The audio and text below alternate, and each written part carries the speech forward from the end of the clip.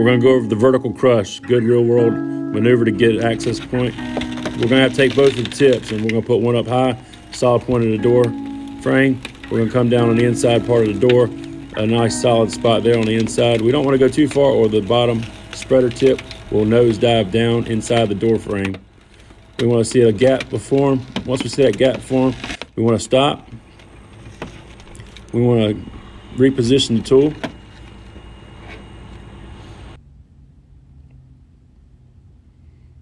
Once we get to the side in the gap, we want to start high. Not taking it completely out. Getting enough to where we can actually work down inside the tool and get the tool on the solid points of the door. Once we're in a solid spot, we want to take it and push all the way. We want to anticipate the pop, which is now. I pop. And that's it. Door's open. All right, transition into a real world vertical crush. Spread operator's got a great bite on the top part of the door.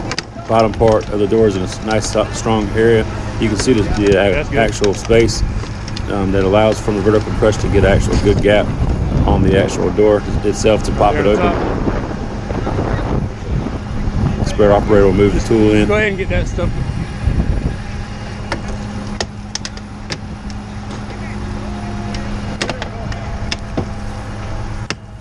Identifying on the door that hey, it's separating or it's going to have an issue.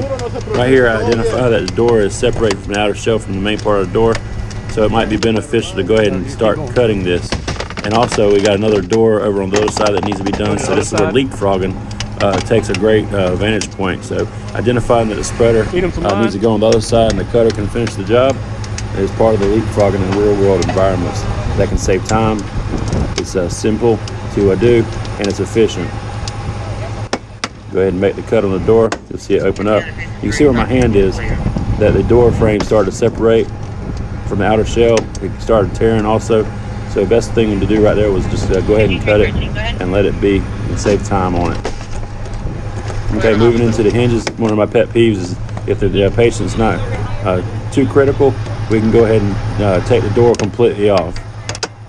This only takes a couple seconds, as you'll see. Working on the top hinge, talking to the other person on the other side as he starts the other vertical crush on the passenger door. Cut the top hinge. Once you cut the top hinge, you'll see me move down to the bottom.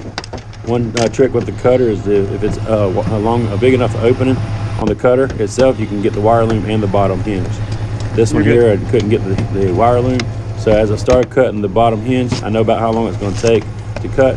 Having my wire cutters in a one-handed easy access spot, I can go ahead and cut the wire loom and be ready for the actual cut of the door. Door's coming out, moved off to the front.